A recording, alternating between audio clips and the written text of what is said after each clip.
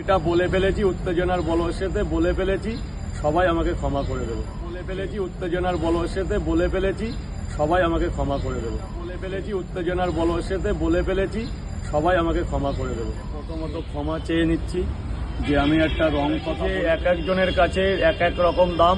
আচ্ছা, কারো কাছে 20 টাকা, কারো কাছে 30 টাকা, কিন্তু আমার কাছে সমস্ত কাস্টমারই সমান। কোনো এক ভিডিও মাধ্যমে উত্তেজনার বশে বলে ফেলেছি যে কোনো কাস্টমারে 20, কোনো কাস্টমারে 30। এই ভিডিওটা এসে আমি খুবই লজ্জিত এবং সব অডিয়েন্সের কাছে আমি জোড়হাত করে ক্ষমা প্রার্থী।